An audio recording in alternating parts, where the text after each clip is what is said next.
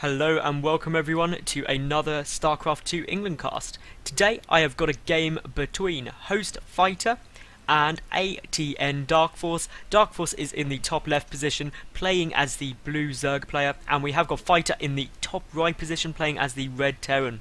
Now the map is of course Shakura's Plateau, so a nice easy to defend natural base. I mean, Terran players can even go for super fast expansions here because you can just wall off this natural base and you are completely safe. So it'll be interesting to see if Fighter does choose to go for that. Meanwhile, obviously on the Zerg side, super easy, natural to defend. You stick a spine here, reactor Hellions, no problem at all. We can deal with them. And I mean, it's just awesome. You're going to get these natural bases done super quickly. Also, for the Zerg player, absolutely fine getting your third base down. This third base is so easy to defend. Or you've even got it here, which is a bit closer to the opponent in this case, so probably won't be seen. But I mean, take this third base, and then you've got an easy fourth as well. So really, this is just a nice map. You get a lot of vertical split, and then you have got just so many bases available. This Overlord is going to go over and will scout Fighter, because obviously it is close by air positions. Meanwhile, DarkFoRcE isn't going for anything crazy like a super early pull. Nothing super crazy coming out of Fighter either yet. So both players playing pretty standard and normal, so this should be a good game. I'm looking forward to it.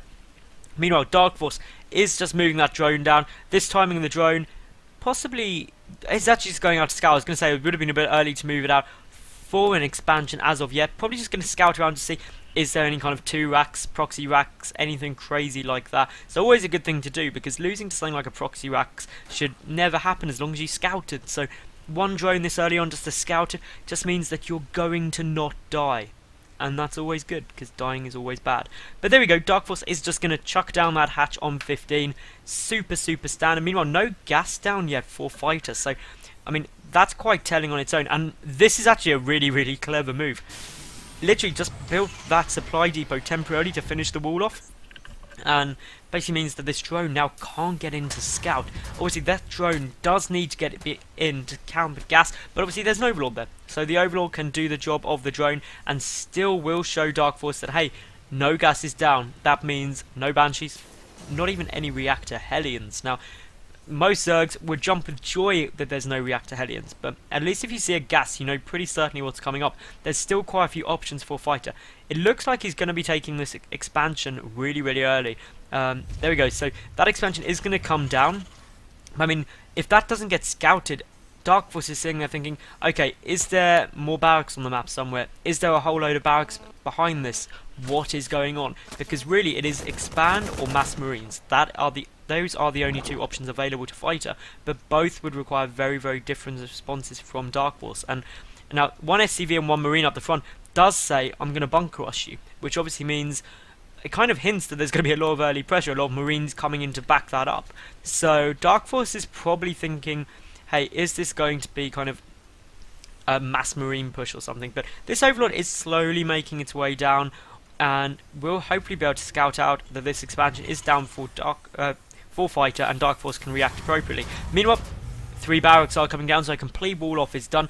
That isn't going to get easily busted by Banelings, so obviously super safe build for Fighter here. Mainly he's lifting them up just to let these units back in, and the Zerglings are just going to take the watchtowers and now just poke in, and we'll see everything. Once they see these 3 barracks, DarkFoRcE knows exactly what is going to be going on. And once he knows what's going on, he can react appropriately. So even saw it just from there, I believe. He has seen those 2 there, and I think he is going to poke up just to get a quick look there. So guaranteed that expansion is down. 3 barracks are there as well. Meanwhile, Zergling speed just about started for DarkFoRcE. He has pulled all of the guys out of gas. Now, the reason he can do that is because he knows he needs another expansion up super quick. There's not going to be too much pressure from Fighter incredibly quickly. A tech lab on the way now for this barracks, so we're going to see upgrades for the barracks units ASAP. And both gas have now been taken at this main base. No gas at the natural. Meanwhile, DarkFoRcE just not mining any gas at all. Doesn't need to. Has got a Zergling down here just scouting around seeing what is going on, so I would expect to see an expansion pretty soon. Here comes the drone just as it hits 300 minerals, just over. Lovely timing. There goes the hatchery, so 3rd base down, because as a Zerg player you want to stay 1 base ahead, so good play. DarkFoRcE now getting a 2nd and 3rd gas, and is really going to be kind of teching up now, probably getting some Banelings out. He knows 3 barracks are down, and that basically says lots of marines, and the counter to lots of marines are Banelings, because Banelings are awesome against marines. That green goo is just horrible stuff. You don't want to get it on your skin. It gives you severe burns and can result in death. So, obviously, this Zergling, having the watchtower, obviously essential, because every Zerg player should be holding these watchtowers. I mean, every player in general should be holding these watchtowers, because it lets you know, hey, a marine push is coming out, or there's quite a few marines on the field. And as you can see, DarkFoRcE getting 14 Zerglings out to accommodate that, getting 2 Evolution Chambers out, so going for a Stefano-style mass Zergling play, mass upgraded Zerglings, which is actually really, really good. Hasn't got Baning Nest on the way yet, getting +1 melee attack, probably will see +1 armor, there we go, as well, so everything fairly standard. This third base is going to be up pretty soon. And HostFighter is actually just pulling back, salvages that bunker, getting 2 more reactors, moving this barracks up as well, getting a reactor up there, so still, this is going to be a lot of marines, basically, that is what it's going to be. DarkFoRcE getting his lair up as well now, still droning up pretty nicely, and this Zergling perfectly timed to scout this push coming out. Now, this is actually, could be quite dangerous for DarkFoRcE to try and do. Fighter doing a good push. I mean, these marines could be quite difficult to deal with. There are no banings down, obviously they have combat shield. The upgrades aren't done for the Zerglings yet.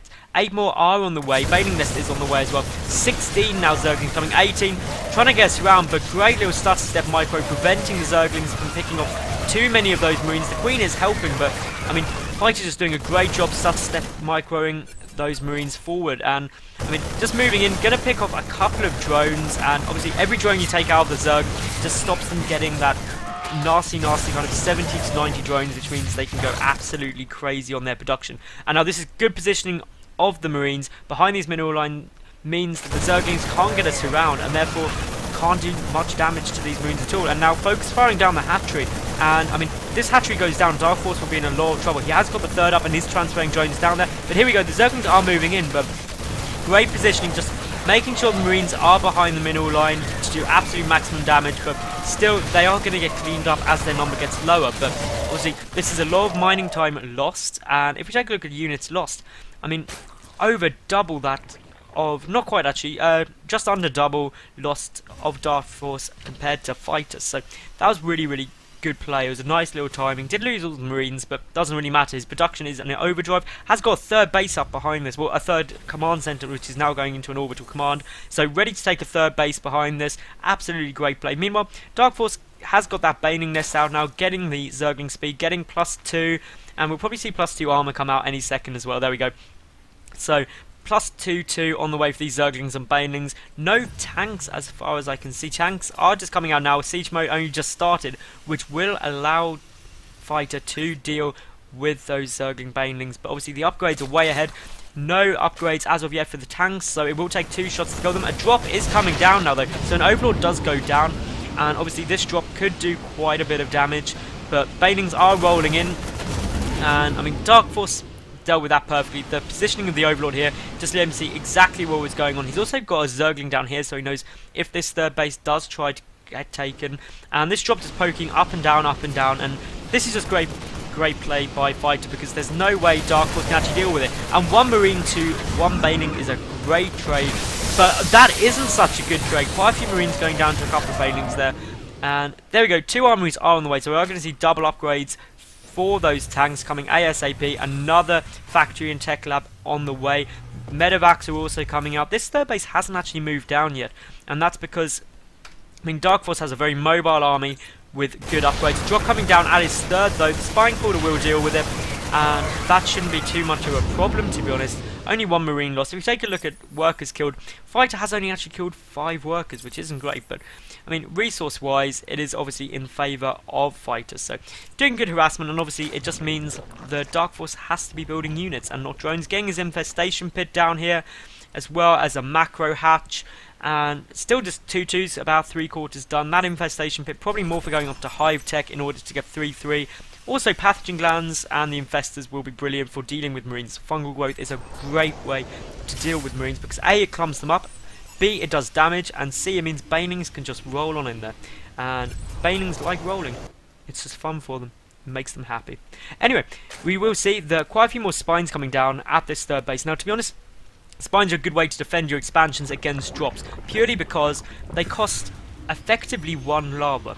And at kind of the mid-game, early to mid-game, everything you do as a Zerg player, you have to account for how lava intensive it is. Obviously this macro hatch is coming down, but until that point, DarkFoRcE has to be able to have enough lava to produce his army and his workers. So if he can get that, obviously it's great. This drop is here just healing up those marines, but they won't be able to get there with 4 spines. They just won't be able to cope with it. So it also means that obviously DarkFoRcE can get more aggressive without having to worry about his base getting taken out. This third base for Fighter is coming down. The rocks are being taken out now. We could see some nice stuff using this ground here, picking up, dropping down with medevacs, using the tanks as cover. But DarkFoRcE is moving in, swinging round, and this could be a good push. These tanks are all unsieged. If he just goes for it now, this is actually a perfect time to engage. 2 tanks will come down pretty quickly. The banelings are rolling in. Great pullback though, and unfortunately all of those banelings did go down on some tanks. So, I mean, quite a few did drop there. I mean, big banelings hits are going off as well. DarkFoRcE doing quite a bit of damage, but losing all of his army in the process. Meanwhile, a drop is going off down here as well. So, I mean, it's pretty good play by Fighter, just trying to split it all up, but losing a lot of SCVs. Fighter is going to have to move this base back. Obviously, that orbital command is completely safe. Meanwhile, just stuff getting cleaned up there. Let's take a look at this third base. That drop getting cleaned up quite nicely. But if we take a look at damage-wise, 31 workers killed by DarkFoRcE, and that push, I believe, that drop rather by Fighter only killed 5, I think, if I recall. But a drop going down in the main as well, but that Queen does manage to pick off the medevac, and it was no more drones were killed, and that's obviously essential. If we take a look, it's 54 to 56 though, so amazingly Fighter is still ahead in the worker count, which is not a good position for DarkFoRcE to be in, and that's really because he committed a lot to that attack. And I don't think he did enough damage, to be honest. He delayed this expansion and killed a lot of workers, but obviously you want to be a lot more than that. I mean, this is 16 minutes into the game. DarkFoRcE could really do with having quite a few more drones at the moment. He's had a lot of pressure to deal with, but I mean, here we go. We've got the Ultralisk Cavern coming out now. That's the other reason infestors are great, because fungal growth means you can stop those marines running away from infestors, and then infestors can nom their way through, because infestors love marines. They're their second favourite meal, only to workers. So obviously Ultralisk huge, require a lot of food to keep moving, and that's why those infestors just pin everything down and allow them to go with it. Now this is brilliant as well by DarkFoRcE, just leaving some Zerglings and Banelings just to protect this hatchery until it is up. Meanwhile, we will see a lot of Zerglings and Banelings moving around, and I think that won't actually get spotted, so this drop could do some damage. Meanwhile though, Fighter just moving straight forward, and all of DarkFoRcE's army is out of position. He has no idea this is here, and now these tanks are sieged up in this position. This is going to be insanely difficult to deal with. There are some Zerglings in the base, but only a couple. Meanwhile, a great scan going off will pick off some stuff here. And now really it's all up to these fungal growths. And DarkFoRcE moving in, taking a lot of hits from those tanks. Those tanks are brilliantly spread, dropping some infested Terrans as well. It's before the Ultras are out though, and to be honest, just the fact that so much stuff is behind here. I mean, to be honest, Fighter is in a great spot right here. DarkFoRcE has allowed him to siege up and get that good positioning. A drop did go down here during that engagement, which I missed, but it was cleaned up pretty damn quickly by DarkFoRcE. But still, look at this tank position. It's absolutely amazing. A solid stream of reinforcements. I mean, it's going to have to be some great fungal growth. No banelings left in this army at all, and that could be a problem. Now, one fungal growth does go off. That will allow the Ultralisk to move in. A second one does get in there as well, but those tanks in that back position are doing huge damage. That Ultralisk hardened after the second. Obviously, having only one Ultralisk isn't too effective. Meanwhile, I mean, this isn't good for DarkFoRcE at all. All of his lings have been cleaned up. This is not a good position to be in the slightest. 3-3 is about to finish, but a fraction too late. Those Ultras are trying to clean up, but are taking massive splash damage from those tanks. And I mean, I pretty much think this is all over for DarkFoRcE. He's not got enough coming in. 4 Zerglings and 2 Ultralisks, and his main and natural are pretty much going to die. The 4th base up for Fighter as well behind this. And here we go. Fighter is just moving in, just keeping those tanks back, prodding and poking. And good spread of the Marines there as well. This is just not looking good at all. DarkFoRcE pulling the drones, but I think it's pretty much all over. And what a lovely move by Fighter there. That was absolutely brilliant.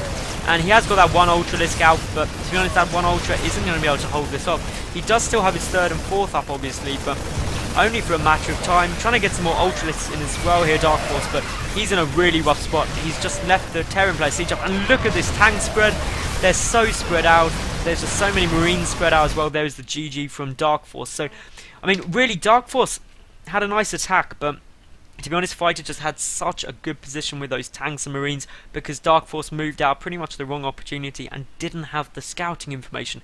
And this is essentially why Zerg players need those watchtowers, just to make sure that they are safe from any pushes and can deal with the Terran player in transit, because once they're sieged up, they are a nightmare to deal with. The other thing DarkFoRcE, of course, could have done is just been a bit more patient with the engagement. The engagement he took wasn't actually that great. He kind of felt pressured and thought, shit, I've got to go for it. Anyway, thank you very, very much for watching this cast. I hope you enjoyed it. If you did, please click subscribe and also follow me on Twitter. Thank you very much for watching.